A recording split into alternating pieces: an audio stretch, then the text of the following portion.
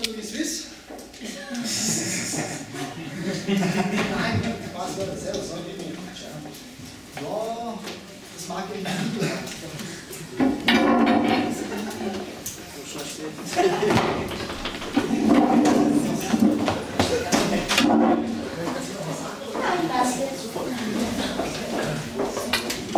In dem Fall herzlichen guten Nachmittag. Schön, dass Sie zu diesem Workshop gekommen sind.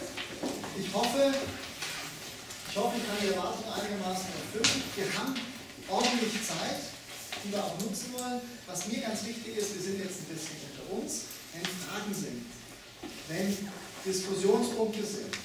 Und manchmal sind meine Thesen vielleicht auch etwas polemisch extrem formuliert.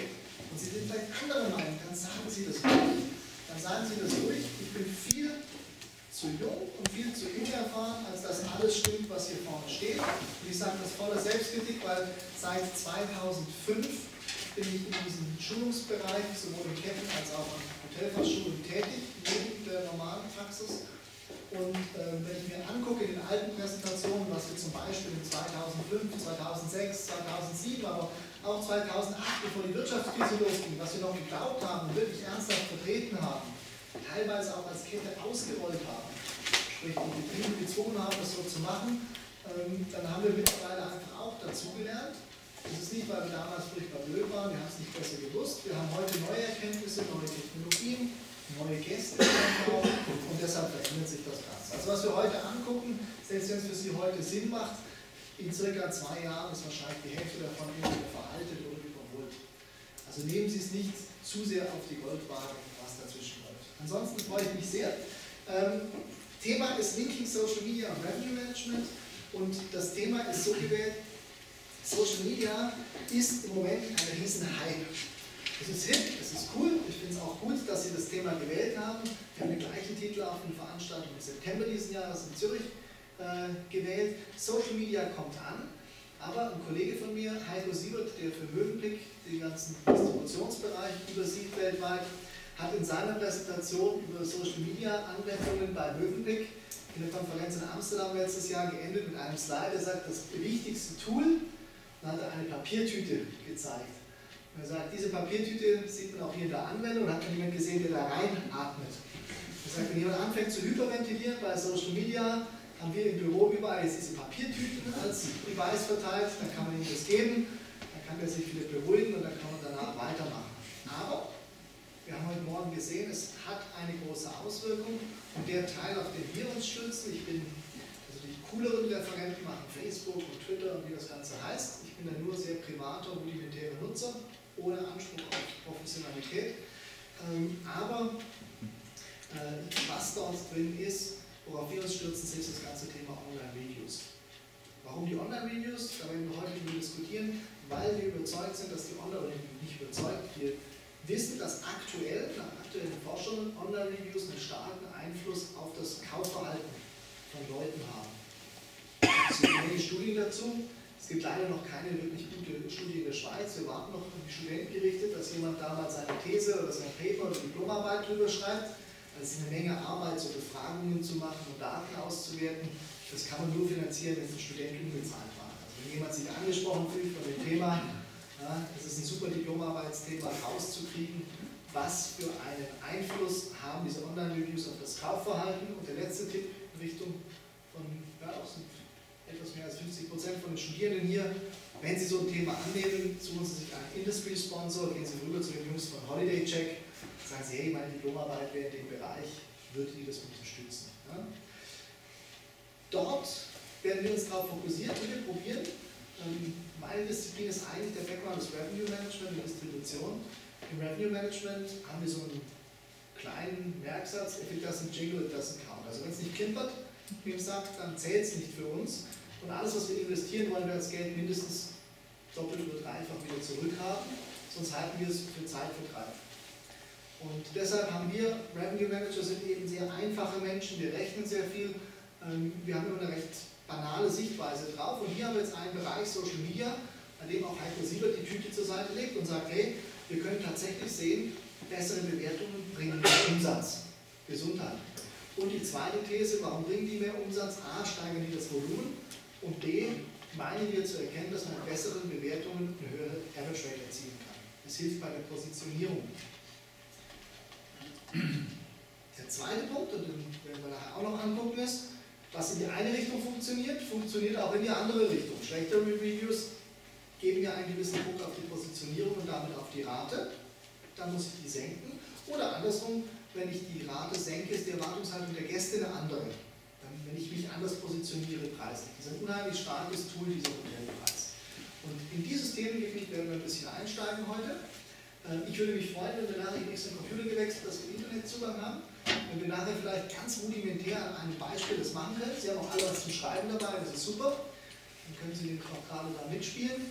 Weil Sie werden sehen, mein Ziel ist, wenn Sie heute hier rauslaufen, dass Sie A, das Wechselspiel zwischen Online-Reviews und Average Rate verstehen. B, dass Sie in der Lage sind, für Ihren Betrieb oder den Praktikumsbetrieb oder einen Betrieb, den Sie sich angucken, so eine Positionierungsmatrix schnell zu erstellen und anhand von der auch dann erste Rückschlüsse oder erste Versuche zu machen, was können wir dort erledigen. Kurz zwei Worte zur Vorstellung. Darf ich die Jacke ausziehen? Ist das in Ordnung? Ja, weil die Damen haben genickt. Dann darf ich extra abgenommen für diesen Vortrag. Dann geht das auch. Nein, es wird langsam wärmer. Sie sitzen so bequem und verdauen. Ja, ich bin hier vorne rum, da geschwitzt man ein bisschen. Grundsätzlich, ich habe auch eine Hotelfachschule gemacht, auch in der Schweiz, nicht hier in Chur. Eine der anderen, die auch auf Deutsch unterrichtet, die auch nicht ganz schlecht ist, hat dann in Hotels gearbeitet, in der Beratung. Während des Dotcom-Hypes bei einer Investmentfirma, das war so super cool, die waren ein halbes Jahr später pleite, war nicht so cool. Und, also nicht mit mir, aber verschiedene Sachen gemacht. Habe dann noch Erfolg festgestellt, wir haben es gesehen, wir haben noch weitergemacht mit Betriebswirtschaft und dann eben mit einem Master in Marketing. Ich musste fürs Unterrichten Wirtschaftspädagogik eine Scheine machen an der Uni St. Gallen und jede Menge. Ich bin so ein Ausbildungsjunkie, sagen wir in Deutschland. Alles, was irgendwelche Ketten oder Betriebe an Fortbildung angeboten haben, habe ich mitgemacht. Deshalb mache ich es kurz. Warum darf ich hier vorne stehen? Okay, ich darf dozieren. Ich habe ein kleines Buch geschrieben. Das möchte ich nicht so bewerben wie der Kollege Eulster heute Morgen, weil das Buch ist leider in 2008 rausgekommen und das war vor der Wirtschaftskrise. Und die zweite Auflage, wir wollten immer eine zweite Auflage, Post-Crisis Pricing machen. Wenn es läuft im Job, hat man einfach keine Zeit mehr, um so ein Buch zu schreiben. Das haben damals auch dort, wie bei Herrn zu Gutenberg, ja, haben Studenten und Mitarbeiter von mir sehr viel von Research-Teil für das Buch gemacht. Wir sind jetzt bei einer kleineren Firma, da kann ich nicht mehr einfach zwei Leute abknapsen, die mir so Research machen für ein Buch. Also gibt es halt noch keine Auflage, deshalb bitte nicht kaufen.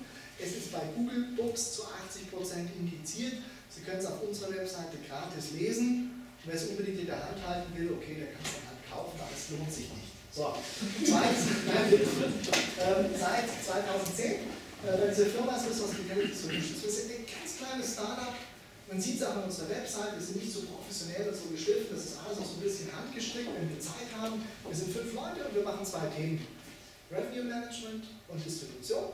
Und wir machen das mit Coaching, mit Schulungen und mit der Beratung halt. Also wirklich mit der Umsetzung. Kundenlisten, Referenzlisten sind wir sehr zurückhaltend, aber wir haben schon ein paar Hotels, wo wir können davon leben, das funktioniert. Und was mich am meisten freut, wir geben keinen Franken aus im Marketing. Trotzdem kennen uns ein paar Leute und wir haben noch keinen einzigen Kunden verloren. Wir gewinnen nicht viele Kunden dazu, also wir haben nicht wie andere Firmen jeden Monat oder über Facebook 30 so viel mehr, aber die wir haben, die haben wir immer noch. Und das ist mir viel wichtiger. Dieser Oscar, da hat Frau Spitz, vielen Dank vorher, das klingt immer so groß. Es gibt Awards in Europa für die Industry Leader im ganzen Travel-Bereich. Und dann gibt es immer so 2 Awards, da findet man schwierig Leute, die das nehmen. Das sind die Young Industry Leader Awards. Es gibt einen Young Hotelier of the Year und einen Young Industry Leader of the Year. Ich betone das hier deshalb, weil so viele junge, neue Berufskollegen da sind. Wenn sie Lust haben, bis 35, wenn sie irgendwas gemacht haben, was ein anderer denkt, das schlau ist, dann müssen sie dem so einen Schubs geben und sagen, nominier mich doch bitte. Ja, nominiert sind sie ganz einfach, soll mir, nicht sie selber. Ja, aber jemand, der sie gut findet, soll einfach mir eine E-Mail schicken, ich leite die dann weiter, das geht nach Oslo. Und nicht zu den Nobelpreisen, sondern wirklich nur zur HSMI Europa. Und da gibt es dann so eine Jury, die befindet darüber. Und ich meine, also letztes Jahr diese Award-Verleihung, die ist sehr schick, da freut man sich dann riesig, ist Mutti stolz. Auf alle Fälle, die großen Preise gehen an Leute, die wirklich was geleistet haben. Also Richard Branson oder in der Schweiz Kurt Ritter kennt man, glaube ich. Ja, also das sind so die kriegen so diese großen Awards und ganz am Ende, nachdem schon die Hälfte vom Publikum betrunken ist, gibt es dann die 2 Junior Awards und das eigentlich Wichtige dort ist ein Stipendium dabei für die London Business School und eins für Cornell. Ja, also wenn sich jemand hier sagt, interessiert für sowas, gucken Sie einfach, Sie sollten irgendwas gemacht haben. Für den Young Hotelier müssen Sie Direktor gewesen sein und für den Young Industry Leader müssen Sie eine Firma gegründet haben. Oder sollten Sie die Firma gegründet haben und diese Firma sollte auch schon ein bisschen überlebt haben. Ja, sollte nicht pleite gegangen sein. Und wenn das zutrifft, E-Mail, dann kriegen Sie das. Und das letzte, wer von Ihnen ist Mitglied der HSMA Schweiz? Okay, die HSMA Schweiz ist die Hospitality Sales and Marketing Association in der Schweiz. Da sind die Sales- und Marketing-Leute drin und neu die Revenue Manager. Und seit diesem Frühjahr darf ich die präsidieren. Das ist nicht so wie die Bundesratswahl, da gibt es nicht wahnsinnig viele Kandidaten, also auch hier ist es eine recht bodenständige Sache, aber es ist gut, es ist die Berufsvereinigung und die wird ganz spannend, weil im Vergleich zu Hotellerie Suisse hat die HSMA die Kompetenz auch international in den Bereichen elektronischer Hotelvertrieb, Sales, Marketing und Revenue Management. Wir fühlen uns da ein bisschen fitter als die anderen Vereine. Und ansonsten, ja, der Rest ist eigentlich Denkerschlüssel, gehen wir da mal rein. Wir hatten heute Morgen angefangen und gesagt, was hat sich im Vergleich zu früher verändert? Und jetzt vielleicht ein bisschen mehr, kann man das lesen? Ja, nicht dunkel sonst. Ein bisschen mehr Zeit als vorher.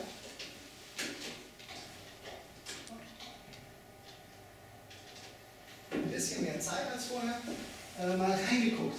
Das ist eben diese ROPO-Analyse, die heute schon mehrmals kam. Research Online, Purchase Online. Und die liest sich folgendermaßen. Für uns wichtig ist Europa. Auch für uns in der Schweiz ist Europa wichtig.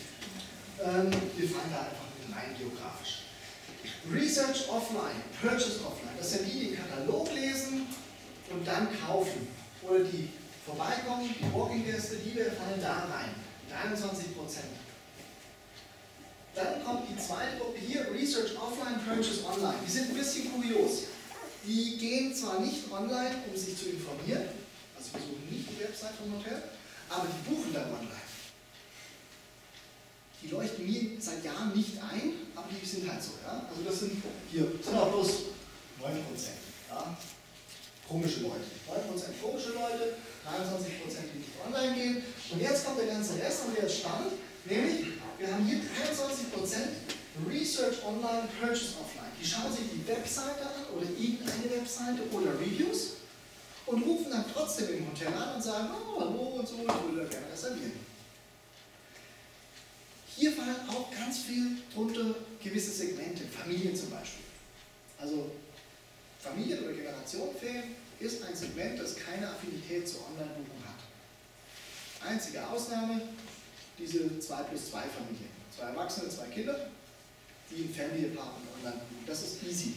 Aber 2 Erwachsene, 3 Kinder, davon eines Säugling und die Oma. Und der Papa kommt erst am Wochenende, weil er noch arbeiten muss, aber die Oma reist mit, hat aber ein Einzelzimmer. Das sind die Sachen, das kann keine Buchungsmaschine der Welt abbilden. Übrigens, das sollte man auch nicht probieren. Wir haben bei Steinberger fast 1 Million Euro verbraten. Achso, genau, das habe ich so gemacht, kettenmäßig. Zum Schluss war ich zuständig bei World Hotels für EMEA, also für Europa, Mittlerer Osten. Afrika war mit dem Titel, aber wir hatten nur 2 Hotels. Es waren 450 Hotels. Dafür war ich nicht allein zuständig, da gab es ein Team dazu in verschiedenen Büros. Weil halt auch da wieder keiner da war, der den Job machen wollte. Zu dem Zeitpunkt, als er frei geworden ist, habe ich mit Deutschland, sagt man, Sitzfleischkarriere gemacht. Ich war der Einzige, dem man gesagt hat, okay, der macht nicht ganz so viel kaputt, wie jemand, der von außen kommt. Ja.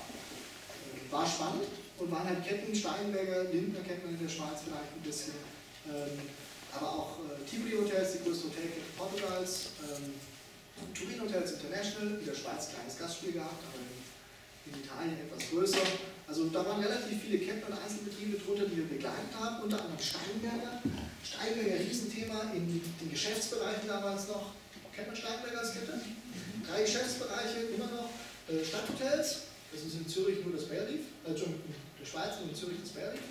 Ferienhotels, das ist das Belvedere und Staatssamen. Und dann gibt es Intercity, die gibt es in der Schweiz gar nicht. Das sind 3-Sterne-Marke an Bahnhöfen. Und Steinberger Ferienhotels, viele Familien als Gäste, also entweder Rentner oder Familien oder Ref, aber Aber nee, Davos ist so ein spezieller Fall. Aber viele Familien, hat man gesagt, für die steigenberger.de, für die Brand-Webseite, müssen Familien buchbar sein. Es hat fast 1 Million gekostet, erstmal allen Hotels beizubringen, dass die Family Policy ist, wie viele Jahre sind Kinder gratis? Was zählt als Familie?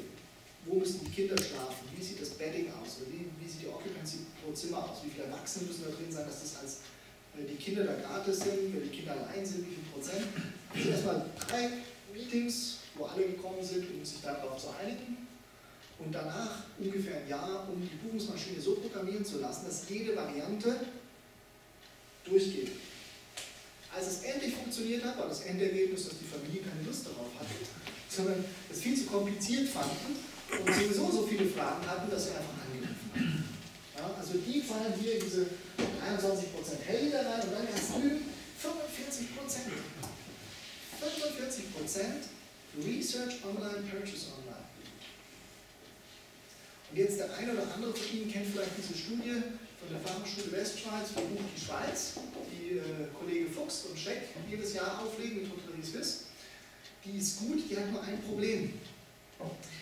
Die Studie hier basiert auf Daten, die gesammelt werden von großen Datenaggregatoren wie Google, plus eine Umfrage, die sehr breit angefächert ist, wo Gäste befragt werden mit die Google.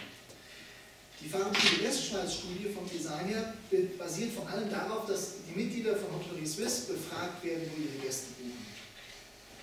Und aus der Beratungspraxis, ohne irgendjemanden auf die Füße zu treten, weiß ich aber eines: Wenn wir jemanden fragen, wie viel Prozent buchen über eure Webseite zum Beispiel, kommen Sie rein.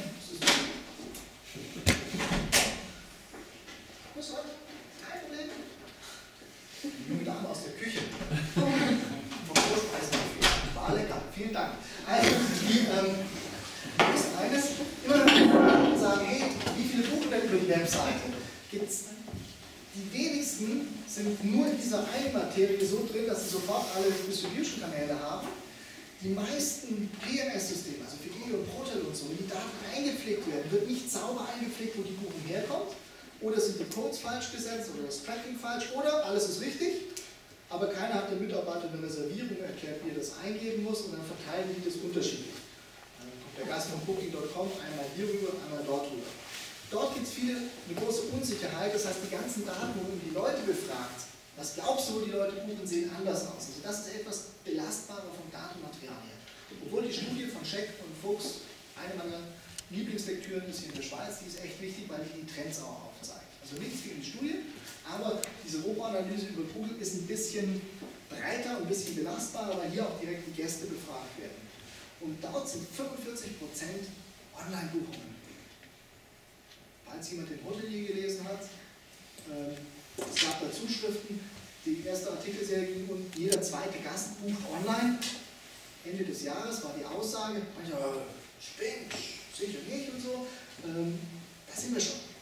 Weil die Zahlen sind verletzt gegangen.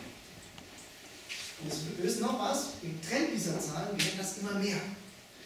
Also, dieses Thema Internet macht uns sichtbar und ist extrem wichtig. Es ist mehr als die Hälfte der Gäste im Schnitt. Das kann sich für ein Einzelhaus anders verteilen, aber im Schnitt sieht das so aus. Dann eben die zweite Sache, das sind so Reservierungstechnologien der letzten 30 Jahre, vom Telefon bis hin zum Internet, inklusive GDS und Telex und was wir so alles haben. 2 große Sachen. Das eine ist, es ist schneller geworden. Und das ist toll für uns Hoteliers, weil wir haben die Möglichkeit, schneller zu reagieren. Wenn man sich das früher anguckt, Reiseveranstaltergeschäft, einmal im Jahr kam jemand vorbei, hat einen Einkauf gemacht, dann hat man sich geeinigt auf Preise, das wurde in Kataloge gedruckt, man hat Preislisten verschickt, Mailings gemacht. Saisonhotellerie bei uns in der Familie so 2-mal pro Jahr gab es ein Mailing, 4-mal pro Jahr gab es eine Gästezahl und Specials. Das ging so raus und was da gedruckt war, das galt dann zumindest mal für die Saison bei den Katalogen fürs ganze Jahr. Mittlerweile, da hatten wir nicht die Chance, dass wir gesagt haben, oh, nächstes Wochenende läuft nicht so gut, wir machen jetzt hier noch schnell ein Special. Das war eher schwierig. Mittlerweile, dank Internet, können wir das. Und wir haben gelernt, damit umzugehen und haben es ausgenutzt. Und eines der Ergebnisse, die wir jetzt sehen, vielleicht an die Berufskollegen, würden Sie mir zustimmen, wenn ich sage, die Buchungen kommen immer kurzfristiger. Und eine der Sachen ist, wir haben das ausgelöst. Wir haben gesagt, super, wir können schnell reagieren und haben angefangen, Last-Minute-Specials in breiter Masse zu machen. Last Minute bringt den Gast bei, die Kollegen, die schon da waren, hoffentlich erinnern Sie sich, Last Minute, er zieht den Gast und sagt, je später, desto günstiger. Und wenn er bemerkt hat, dass er kein Verfügbarkeitsproblem hat, also dass er einmal bucht, Last Minute kriegt, nochmal bucht, Last Minute kriegt, beim dritten Mal wieder, nimmt er beim vierten Mal an, dass er es wiederbekommen wird. Auch kurzfristig. Also mit Last Minute haben wir die Gäste dazu erzogen, kurzfristig zu buchen. Und das sehen wir jetzt eben auch in der kürzeren Lead-Time. Und das ist nicht, weil das Internet da ist, sondern das Internet ist da und gibt uns die Möglichkeit, kurzfristig zu reagieren. Wir haben die Möglichkeit exzessiv ausgenutzt. Und jetzt hat der Gast gelernt, dass kurzfristig Buchen sich in der einen oder anderen Destination durchaus lohnt und verhält sich dementsprechend. Es ist aber nicht die Schuld vom Internet, sondern es hängt mit unserer Preispolitik zusammen. Also es ist schneller geworden. Und schneller ist grundsätzlich, auch wenn es uns manchmal nervt, es ist blöd. Man schaut ins Budget rein. Früher wussten wir Mitte Monats, so und so viel auf den Büchern, Budget schaffen wir oder schaffen wir nicht, konnten reagieren. Jetzt relativ oft, Mitte Monat, man guckt rein, Wetter wird schön, es schneit nochmal, alle buchen nochmal, irgendwie toller Beitrag im Schweizer Fernsehen DRS, alle rennen nochmal in diese Videodestination und zack, es funktioniert plötzlich wieder. Stadthotellerie noch viel schlimmer.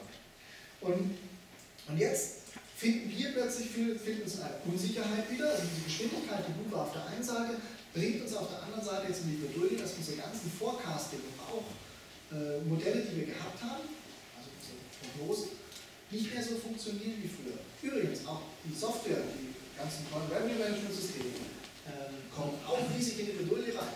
Wir hatten 2009 im Mai eine Konferenz in London, die war für ganz Europa angelegt, da waren alle Ketten da, wir haben uns alle getroffen mit nur einem Thema. Unsere Rechenmodelle für den Forecast funktionieren nicht mehr, seit die Krise da ist. Wie passen wir die an? Kleine Seitenbemerkung durch die Studenten. Das schlauste Modell war bei Thomas Cook, ein Trainer, der das ganz einfach gerechnet hat. Und da war auf der einen Seite war das Forecasting, da sitzen Mathematiker drin, also wirklich Profis. Die haben ein Modell geschrieben, auf der anderen Seite war ein Trainee, dem sein Chef gesagt hat, jetzt guckst du mal einfach jeden Tag, was ist unser Business on the Books, also unser Vorbuchenstand für die Destination. Was war der letztes Jahr? Nimmst die prozentuale Abweichung und rechnest die auf das Endergebnis letztes Jahr hoch. Also wenn wir 10% hinten dran sind, nimmst du einfach das Endergebnis von dem Monat, rechnest du 10% ab. Dieser Training mit diesem banalen Modell hatte genauere Ergebnisse als die ganzen Mathe-Freaks zusammen mit Riesensoftware und Computern und allem. War ganz spannend. Also, es ist kurzfristig. Zweitens, und das ist ganz wichtig jetzt für uns, Transparenz. Transparenz haben wir die ganze Weile lang so verstanden, dass wir gesagt haben, Mensch, Transparenz heißt, wir haben volle Ratentransparenz. Darum kamen Konzepte auf wie Rate Parity, Ratenparität. Vielleicht für die, die ein bisschen jünger sind. Ratenparität ist folgendermaßen entstanden. Irgendwo so 2003 bis 2005 hatten wir ein Problem als Hoteliers. Da kam das Internet hoch und jetzt haben wir auf dem Internet brav gekauft, unsere damals noch oft Rack-Rate genannte Rate. Und das war der Normalpreis, den hat man bekommen, wenn man angerufen hat oder wenn man im Internet war.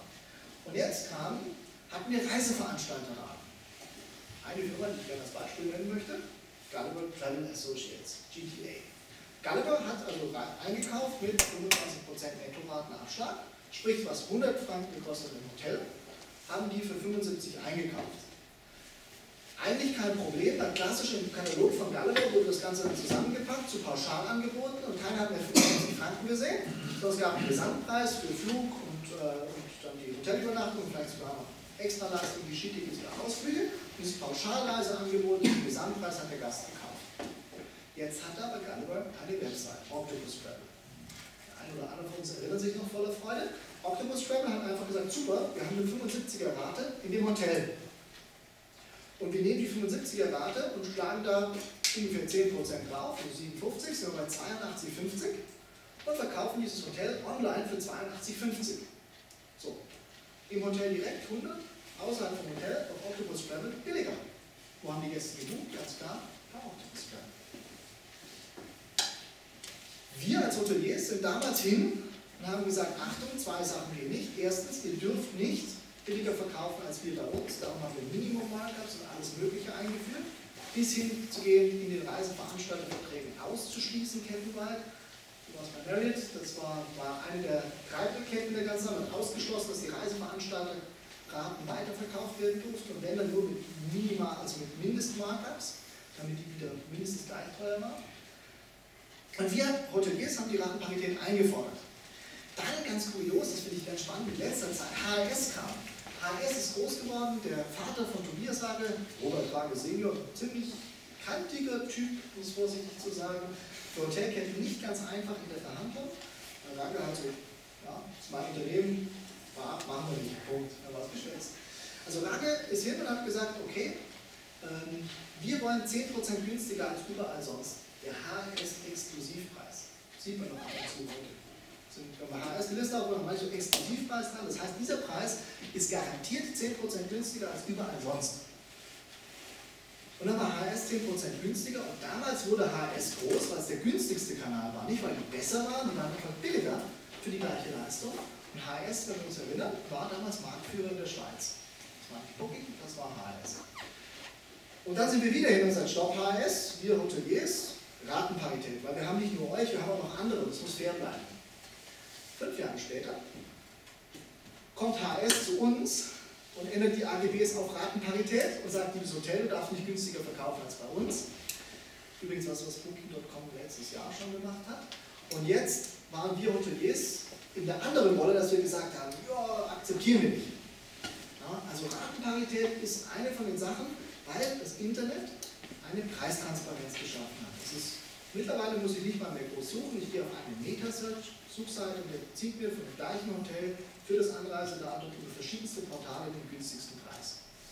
Da gibt es bessere oder schlechtere, eines von denen, die ein bisschen populär sind, obwohl sie technisch nicht besonders gut sind, ist Trivago, kann man mal ausprobieren. So, da haben wir also diese Ratentransparenz. Jetzt kommt aber die zweite Sache. Jetzt kam diese ganze Web 2.0-Geschichte hoch. Web 2.0, also wo ist es von 1.0 auf 2.0? Weiß das noch jemand so aus dem Kopf raus? Damit ihr mich nicht einschlaft und sie aus dem Deutschen reden. Okay, Web 1.0 zu Web 2.0 macht man daran fest, dass man gesagt hat, es geht von Owner-Generated Content, also den wir einstellen, auf User-Generated Content. Also nicht mehr wir als Hotel sagen, wie gut wir sind, sondern unsere Gäste sagen anderen Gästen, wie gut wir sind. Also es nimmt so eine Eigendynamik an. Früher war es, wir programmieren die Webseite und da können wir kontrollieren, was wir reinstellen. Jetzt, wir sind alle hier, haben irgendwie für den Tag gut oder schlecht, posten das auf Facebook oder irgendwo sonst. Das ist User-Generated Content, das managen wir nicht mehr so kontrolliert. Das ist so die Überleitung zu Web 2.0, wenn der User anfängt, was zu machen. Und hier haben wir natürlich eine ganz andere Art der Transparenz. Weil jetzt passiert Folgendes. Wir haben nicht mehr nur eine Ratentransparenz, wir haben plötzlich auch eine Bewertungstransparenz. Jetzt muss ich leider mal mich selber an den Pranger stellen. Ich habe ja in dieser Laufbahn auch am Front Office gearbeitet. Da hatte ich auch Checkouts. Und wir hatten auch so Gästefragebögen. Und dann kamen die immer zurück. Und wir waren im Business Hotel, wir hatten Messen. Und manchmal waren wir wenig Leute an diesen Dings. Und dann haben die Leute das ausgefüllt, während die gewartet haben, eine halbe Stunde, bis sie endlich auschecken können, haben gesagt, Checkout geht viel zu lange und so. Ja? Also voll böse gegenüber uns eigentlich. Ja? Berechtigt, aber so. Dann haben wir die natürlich genommen, die Dinger, haben da kurz drüber geguckt, ja? So unser Schiffleiter auch. Überall was Schlechtes drin stand über die Rezeption. Könnte das vorgekommen sein?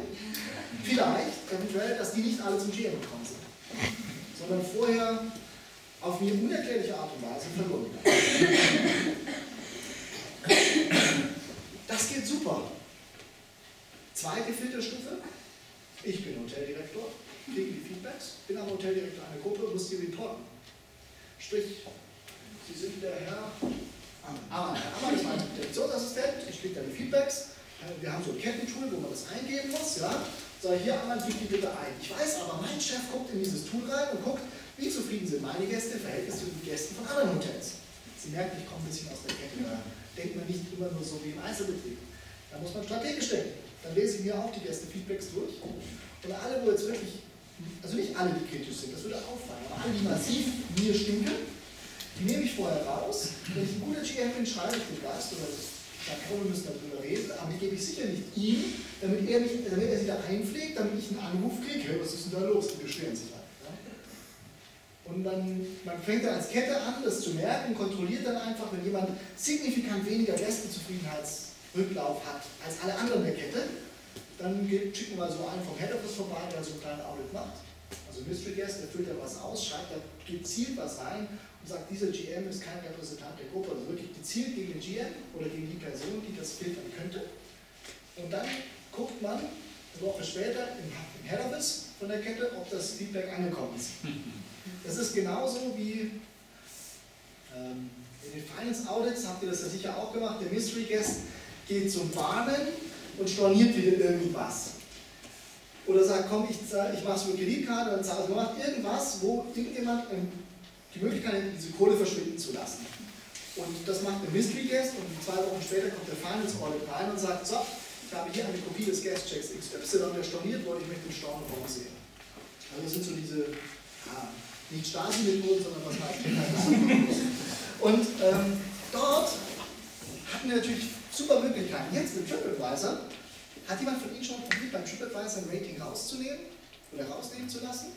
Mit Erfolg? Wie lange hat es gedauert? Ja, nicht selber, eine Woche. Ja.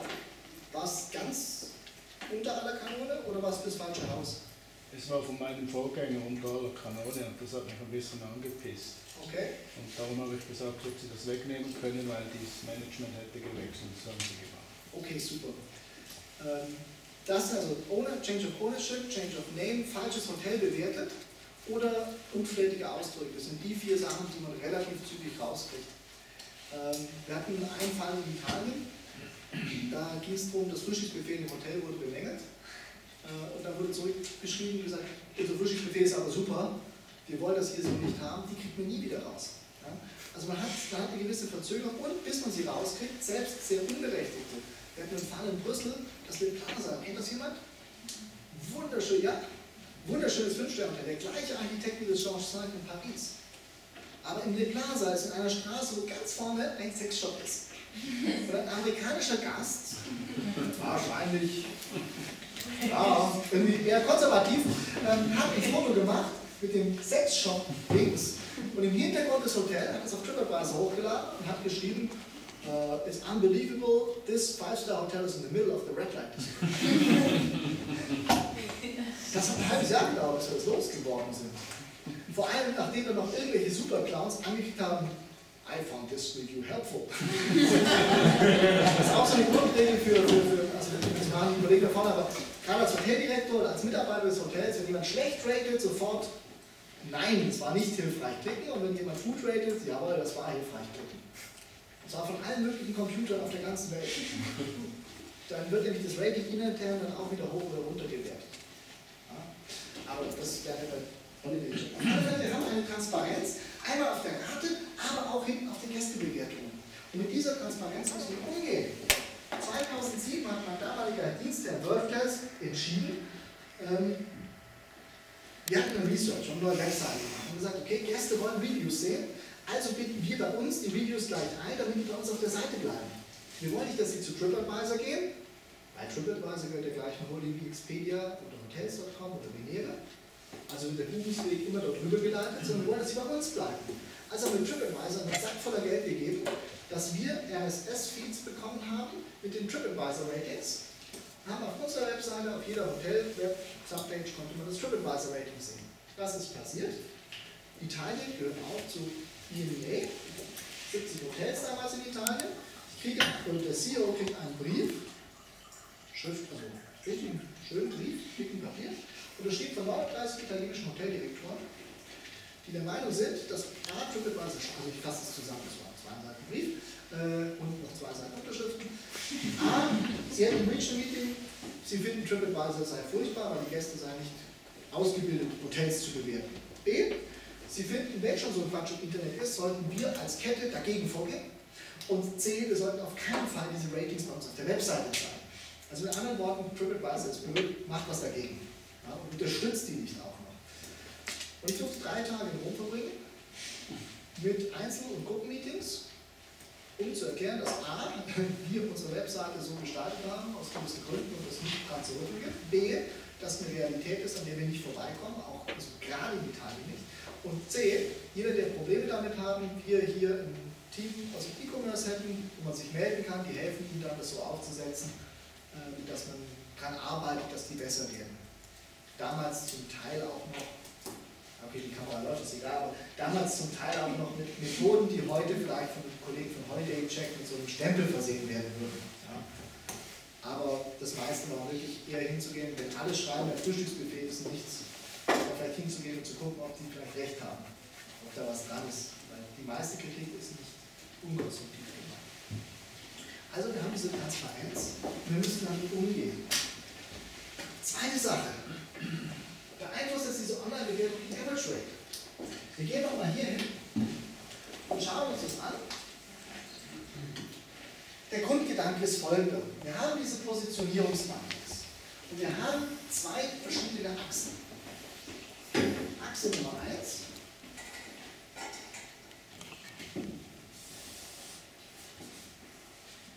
ist der Preis.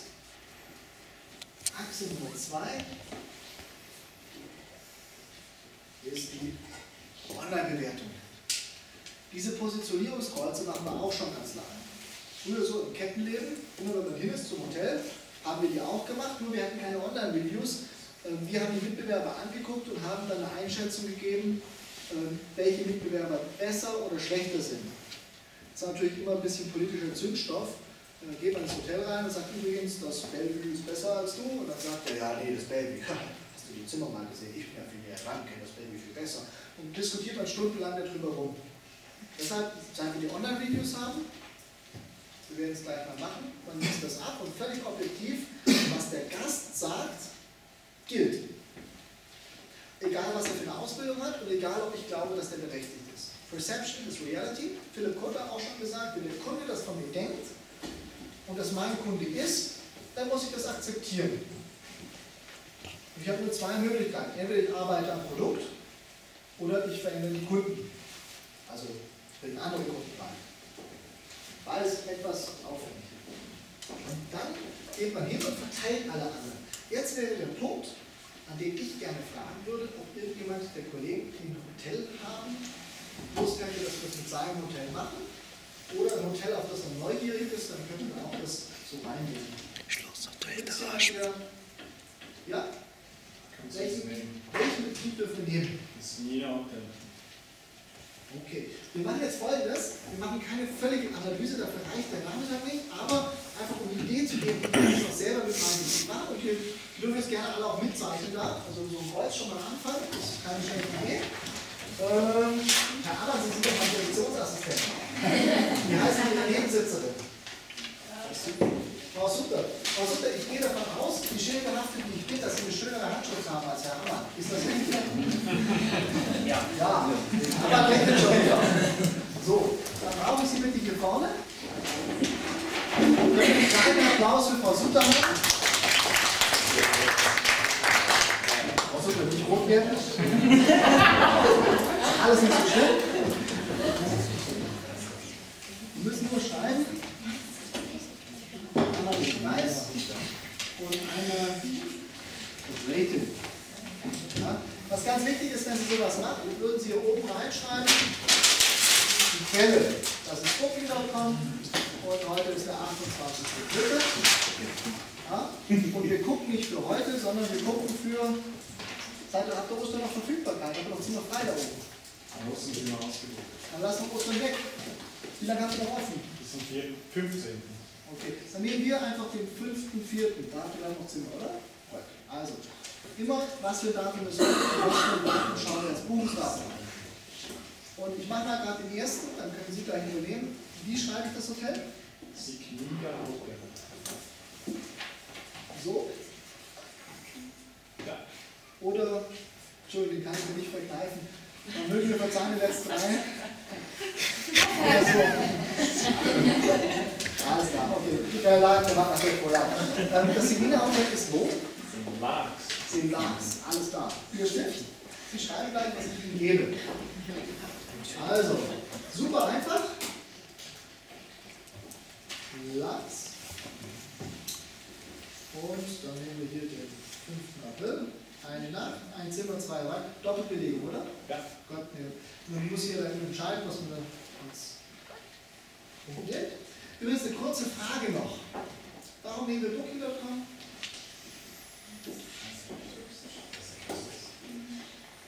Booking.com ist, also die Wahrscheinlichkeit, dass die Raten, die auf Booking.com sind, stimmen, ist höher, als wenn man auf anderen Portalen guckt. Warum? Weil Booking.com momentan marktbeherrschend ist in der Schweiz. Deshalb werden die immer als erste gepflegt, auch weil es extra bekannt ist. Zweite Sache, Booking.com hat Ratings und Rate drauf. Für eine wirkliche Analyse würde man natürlich nicht nur Booking.com angucken. Ja, da würde man TripAdvisor, Holiday Check, Booking.com, HRS und vielleicht noch ein drittes Bewertungsportal angucken und Mittelwert nehmen. Oder man würde über Trivago gehen und sich dort die Bewertungspunkte angucken, also verschiedene. Oder wenn man TripAdvisor hat, TrustYou hat, würde man es von dort nehmen. Und man würde den Preis über verschiedene Kanäle angucken. Weil die Gefahr, dass ich mit so einem Schnappschuss auf Booking.com den Preis erwischt, der sehr hoch oder sehr tief ist, ist relativ groß. Das zweite, man würde auch nicht nur ein Datum angucken, sondern verschiedene Daten. Ja? Aber für uns jetzt hier drin ein Datum, ein Source. Übrigens noch eine Sache. Swisshotels.com, die Schweizer Alternative, Ihnen ist auch allen klar, warum wir die nicht nehmen können. Okay, wir machen das nachher gleich noch. Also nicht gegen, weil die von Hotellerie Suisse kommt, grundsätzlich bin ich ein großer Fan von Hotellerie Suisse, wir machen sehr viel auch mit Hotellerie Suisse zusammen, aber in dem Bereich sind die Jungs einfach nicht gut. Ja, die werden wir gleich angucken, ganz neutral. Jetzt ist die kurze Frage. Das Signina hat was für Mitbewerber? Brauchen wir 4 Stück. Das Bellerau. Also, wie schreibt das denn? Ganz unten im Namen steht es. Welches? Das dann? Bellerwald? Okay. Moment, dann können wir gerade mitschreiben. Bellerwald. Also willst du noch solche vom Ort oder willst du auch rumliegen? Ort. Lieber Ort, wenn wir da viel hinkriegen. Ganz kurz, mein Bellerwald schreibt das gleich da hinten. Rating 8,7.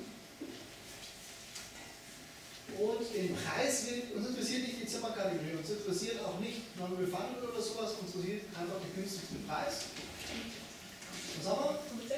160. Alle mit? Okay, 160. Was haben wir noch von einer Führung? Lachserhof. Ach, kommt auch gleich, der Lachserhof.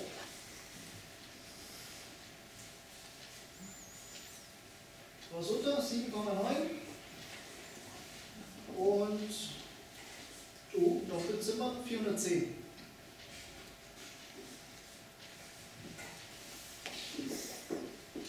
Stolzer Aufschlag fürs Doppelzimmer, ha? Okay, bin noch? Also nehmen wir das Rustico noch mit, 8,4 und 44. Und da ist es. Signina 8,8. Rustico ist 8,4 und 144. Genau. Und das Signina Hotel 8,8, 268. Hier, Doppelzimmer. Genau, und noch eines. Wollen wir das Adler noch dazu nehmen? Ja, das sind einfach nie mehr Lachs, das ist dann links. Ah, okay. 4,3. Ist es ein relevantes oder ist es zu weit weg? Nein, ist schon relevant. Also nehmen das Adler mit 8,5. Aber da du Superior nicht magst, würde ich es nicht nehmen. Und 385,20.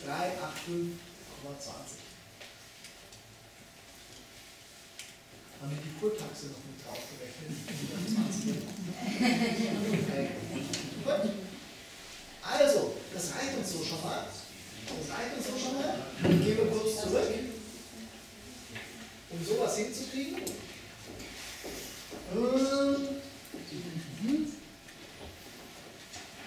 Erstmal vielen Dank, Frau Super. Das dürfen Sie jetzt gerade vor sich hinlegen auf den Tisch. Einfach ein bisschen Platz machen.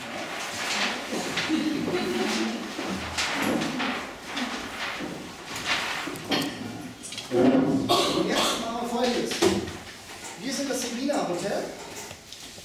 Jetzt kommt das Tolle, ganz einfach für die Positionierung. Wir sind hier. Signina. Und was haben wir für einen Preis? 268. Also wir haben 268 und was haben wir für eine Bewertung? 8,8. Wir haben 8,8. Jetzt, damit wir das Ganze ein bisschen sinnvoll aufteilen, das ist die größte Schwierigkeit, was mache ich da für den Maßstab? Was ist die beste Hotelbewertung, die wir haben? Okay, was ist die schlechteste, die wir haben? 7,9. 7,9. Lachse. Moment. Jetzt gehen wir einfach hin und stellen uns vor, das da wäre 7,9. Das heißt, wir haben hier einen neuen Unterschied. Ja, das heißt, hier in der Mitte wäre 5 plus, das wäre hier irgendwie 8,5,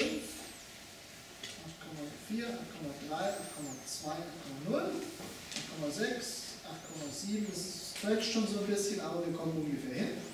Also das da wäre 8,0. Wir sind schon der Beste, das heißt, wir müssen die nichts beschriften. Was ist der teuerste? Wie teuer sind die? Der 410. 410 und der günstigste? Der günstigste ist 144. Okay.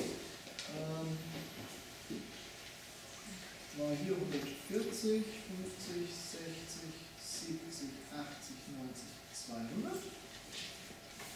10, 20, 30, 40, 50, 60, 70, kommt ungefähr hin. 80, 90, 200. 10, 20, 30, 40, 50, 60, 70, 80, 90, 400. 10, 20, 30, so. Gut. Okay. Jetzt haben wir ungefähr eine Achse. Ja? Mit Excel und mit dem Computer kann man das alles viel schöner machen und viel gleichmäßiger, aber wir brauchen irgendeine Orientierungsgröße. Wir werden gleich sehen, warum die eigentliche Achse nicht so wichtig ist. Wichtig ist bloß, dass die Abstände hier ungefähr gleich sind. Gut, jetzt gehen wir auf die anderen Kollegen los. Sehen wir, da haben wir das Bellaway. Hat was für eine Bewertung? 8,7. 8,7 oder 6, 7, jawohl. Und was für einen Preis? 160. 160, 140, 50, 60. Das wäre also hier. Gut. Dann der Lachse-Hof. Ja, 7,9. Bewertung und 410 Franken. also 7,9 haben wir hier und 410. Das ist der Lachser Hof. Okay. Das Rustico 8,4 Bewertung 144 Franken. 144, das Rustico ist hier. Und noch das Azura ist 8,5 mit 385, 20. 385? Ja. Okay. 10, 20, 30, 40, 50, 60, 70, 80, Jups. Hier. Gesundheit. So. Sind soweit alle im Boot? Allen klar, wie das Bild entstanden ist? Jetzt können wir hingehen und sagen,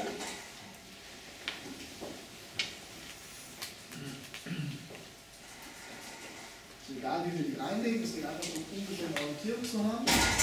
Erste Frage, lieber Orlando, seid ihr gut positioniert oder schlecht positioniert? Nicht schlecht, Warum nicht schlecht? weil wir haben gute Bewertungen und haben auch einen guten Preis im Vergleich zu den anderen. Okay. Also von der Bewertung her seid ihr super positioniert, seid ihr die Besten. Da kann man immer gerade nochmal zurückgehen und dann sagen, hey, Bewertung, die Besten.